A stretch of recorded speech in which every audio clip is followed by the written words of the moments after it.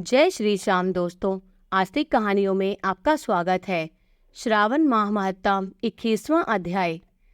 श्रावण पूर्णिमा पर किए जाने वाले कृत्यों का संक्षिप्त वर्णन तथा रक्षाबंधन की कथा। सनत कुमार बोले, हे दयानिधे, कृपया करके अब आप पूर्णमासी व्रत की विधि कहिए, क्योंकि हे स्वामिन, इसका महत्तम सुनने वालों की श्रवणेच्छा बढ़ती है।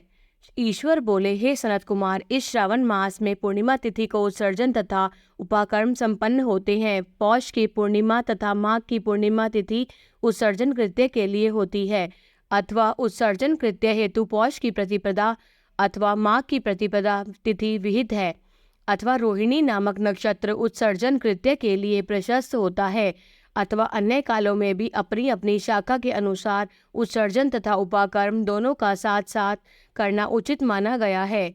अतः श्रावण मास की पूर्णिमा को उत्सर्जन कृत्य प्रशस्त होता है। साथ ही ऋग्वेदियों के लिए उपाकर्म हेतु श्रवण नक्षत्र होना चाहिए। चतुर्दशी पूर्णिमा अथवा प्रतिपदा तिथि में जिस दिन श्रवण नक्षत्र हो उसी दिन ऋग्वेदियों को उपाकर्म करना चाहिए। यजुर्वेदियों का उपाकर्म पूर्णिमा में और सामवेदियों का उपाकर्म हस्त नक्षत्र में होना चाहिए। शुक्र तथा गुरु के अस्त काल में भी सुखपूर्वक उपाकर्म करना चाहिए, किंतु इस काल में इसका प्रारंभ करने के लिए नहीं होना चाहिए, ऐसा शास्त्रविदों का मानना है। ग्रहण तथा संक्रांति के दूषित काल के अनंतर ही इसे करना चाहिए। हस्त नक्षत्र युक्त पंचमी तिथि में अथवा भाद्रपद पूर्णिमा तिथि में उपाकर्म करें। अपने अपने ग्रह सूत्र के अनुसार उत्सर्जन तथा उपाकर्म करें। अधिक मास आने पर इसे शुद्ध मास में करना चाहिए। ये दोनों कर्म आवश्यक हैं, अतः प्रत्येक वर्ष इन्हें नियम पूर्वक करना चाहिए।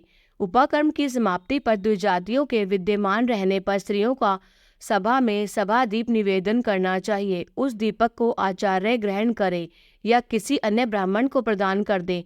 दीप की विधि इस प्रकार है। सोना चांदी अथवा तांबे के पात्र में सेर भर गेहूं भरकर गेहूं के आटे का दीपक बनाकर उसमें उस दीपक को जलाएं। वह दीपक घी से अथवा तेल से भरा हो और 3 बत्तियों से युक्त हो। दक्षिणा तथा तांबूल सहित उस दीपक को ब्राह्मण को अर्पण कर दें। दीपक की तथा विप्र की विधिवत पूजा करके निम्न मंत्र बोलें।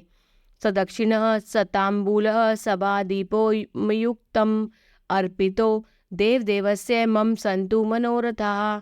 दक्षिण तथा तांबूल से युक्त यह उत्तम सभा द्वीप मैंने देव देव को निवेदित किया है। मेरे मनोरथ अपूर्ण हो। सभा दीप प्रदान करने से पुत्र पौत्र आदि से युक्त कुल उज्ज्वलता को प्राप्त होता है और यश के साथ निरंतर बढ़ता है।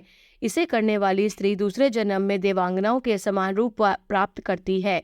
वह स्त्री सौभाग्यवती हो जाती है और अपने पति की अत्यधिक प्रिय पात्र होती है। इस प्रकार 5 वर्ष तक इसे करने के पश्चात उद्यापन करना चाहिए और अपने सामर्थ्य के अनुसार भक्तिपूर्वक दक्षिणा देनी चाहिए। हे सनत कुमार, यह मैंने आपसे सभादीप का शुभ महत्तम कह दिया। उसी रात्रि में श्रवणा कर्म का करना बताया गया है। उसके बाद वहीं पर सर्प बलि की जाती है। अपना अपना गह सूत्र देखकर ये दोनों ही कृत्य करने चाहिए। हयग्रीव का अवतार उसी तिथि में कहा गया है, अतः इस तिथि पर हयग्रीव जयंती का महोत्सव मनाना चाहिए। उनकी उपासना करने वालों के लिए यह उत्सव नित्य करना बताया गया है। श्रावण पूर्णिमा के दिन श्रवण नक्षत्र में भगवान श्री हरि हयग्रीव के रूप में प्रकट हुए और सर्वप्रथम उन्होंने सभी पापों का नाश करने वाले सामवेद का गान किया। इन्होंने सिंधु और वितस्ता नदियों के संगम स्थान में श्रवण नक्षत्र में जन्म लिया था। अतः श्रावणी के दिन वहां स्नान करना सभी मनोरथों को पूर्ण करने वाला होता है। उस दिन वहां श्रांग धनुष चक्र तथा गदा धारण करने वाले विष्णु की विधिवत पूजा करें। इसके बाद सामगान का श्रवण करें, ब्राह्मणों की हर प्रकार से पूजा करें और अपने बंधु बांधवों के साथ वहां क्रीड़ा करें तथा भोजन करें। स्त्रियों को चाहिए कि उत्तम पति प्राप्त करने के उद्देश्य से जल क्रीड़ा करें। उस दिन अपने अपने देश में तथा घर में इस महोत्सव को मनाना चाहिए तथा हयग्रीव की पूजा करनी चाहिए और उनके मंत्र का जप करना चाहिए। यह मंत्र इस प्रकार से है। आदि में प्रणव तथा उसके बाद नमः शब्द लगाकर बाद में भगवते धर्माय जोड़कर उसके भी बाद आत्मविशोधन शब्द की चतुर्थी विभक्ति आत्म विशोधनाय लगानी चाहिए। पुनः अंत में नमः शब्द प्रयुक्त करने से 18 अक्षरों वाला ओम नमो भगवते धर्माय आत्म विशोधनाय नमः मंत्र बनता है। यह मंत्र सभी सिद्धियां प्रदान करने वाला और 6 प्रयोगों को सिद्ध करने वाला है। इस मंत्र का पुरस्चरण 18 लाख तथा 18,000 जप का है। कलयुग में इसका पुरस्चरण इसके भी 4 गुना जप से होना चाहिए। इस प्रकार करने पर हयग्रीव प्रसन्न होकर उत्तम वांछित फल प्रदान करते हैं। इसी पूर्णिमा के दिन रक्षाबंधन मनाया जाता है, जो सभी रोगों को दूर करने वाला तथा सभी अशुभों का नाश करने वाला है। हे मुनि श्रेष्ठ, इसी प्रसंग में एक प्राचीन इतिहास सुनिए। इंद्र की विजय प्राप्ति के लिए इंद्राणी ने जो किया था उसे मैं बता रहा हूँ। पूर्व काल में 12 वर्षों तक देवासुर संग्राम होता रहा। तब इंद्र ने को थका हुआ देखकर देवी इंद्राणी ने उन सुरेंद्र से कहा, हे देव, आज चतुर्दशी का दिन है, प्रातः होने पर सब ठीक हो जाएगा। मैं रक्षाबंधन अनुष्ठान करूंगी, उससे आप अजय हो जाएंगे। और तब ऐसा कहकर इंद्राणी ने पूर्णमासी के दिन मंगल कार्य संपन्न करके इंद्र के दाहिने हाथ में आनंददायक रक्षा बांध दी। उसके बाद ब्राह्मणों के द्वारा स्वस्त्यर्पण किए गए तथा रक्षाबंधन से युक्त इंद्र ने दानव सेना पर आक्रमण किया और क्षण भर में उसे जीत लिया। इस प्रकार विजयी होकर इंद्र तीनों लोकों में पुनः प्रतापवान हो गए। हे मुनीश्वर, मैंने आपसे रक्षाबंधन के इस प्रभाव का वर्णन कर दिया, जो कि विजय प्रदान करने वाला, सुख देने वाला, पुत्र, आरोग्य तथा धन प्रदान करने वाला है। शरत कुमार बोले, हे देवश्रेष्ठ, यह रक्षाबंधन किस विधि से, किस तिथि में और कब मनाया जाता है?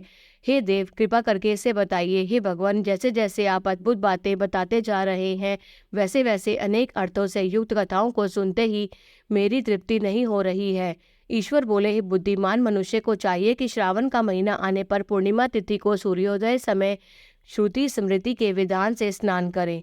इसके बाद संध्या जप कर आदि करके देवताओं, ऋषियों तथा पितरों का तर्पण करने के बाद स्वर्णमय पात्र में बनाई गई स्वर्ण सूत्रों से बंधी हुई मुक्ता आदि से विभूषित विचित्र तथा स्वच्छ रेशमी तंतुओं से निर्मित विचित्र ग्रंथियों को सुशोभित पदगुच्छों से अलंकृत और सरक्षप तथा अक्षतों से गर्भित एक अत्यंत मनोहर रक्षा अथवा राखी बनाए। इसके बाद कलश स्थापन करके उसके ऊपर पूर्ण पात्र रखे और उस पर रक्षा को स्थापित करे। उसके बाद रम्य आसन पर बैठकर सुहृदजनों को के साथ वारांगनाओं के नृत्य गान आदि तथा क्रीड़ा मंगल कृत्य में संलग्न रहें। इसके बाद यह मंत्र पढ़कर पुरोहित रक्षाबंधन करे। येन बदो बलि राजा दानवेंद्रो महाबलः तेन त्वाम नो बदनामी रक्षे माँ चल। जिस बंधन से महान बल से संपन्न दानवों के पति राजा बलि बांधे गए थे, उसी से मैं आपको बांधता हूँ। हे रक्षे, चलायमान मत हो। ब्राह्मणों, क्षत्रियों, वैश्यों, शूद्रों तथा अन्य मनुष्यों को चाहिए कि यत्न पूर्वक ब्राह्मणों की पूजा करके रक्षाबंधन करे। जो इस विधि से रक्षाबंधन करता है, वह सभी दोषों से रहित होकर वर्ष पर्यंत सुखी रहता है। विधान को जानने वाला जो मनुष्य शुद्ध श्रावण मास में इस रक्षाबंधन अनुष्ठान को करता है, वह पुत्रों, पौत्रों तथा सुहृदजनों के सहित 1 वर्ष भर अत्यंत सुख से रहता है। उत्तम व्रत करने वालों को चाहिए कि भद्रा में रक्षाबंधन न करे, क्योंकि भद्रा में बांधी गई रक्षा विपरीत फल देने वाली होती है। इस प्रकार श्री स्कंद पुराण के अंतर्गत ईश्वर सनत कुमार संवाद में श्रावण मास महत्म में उपाकर्मोत्सर्जन, श्रवणाकर्म, सर्पबलि, सभाद्वीप, हयग्रीव जयंती, रक्षाबंधन विधि कथन नामक 21वां अध्याय पूर्ण हुआ। जय श्री श्याम।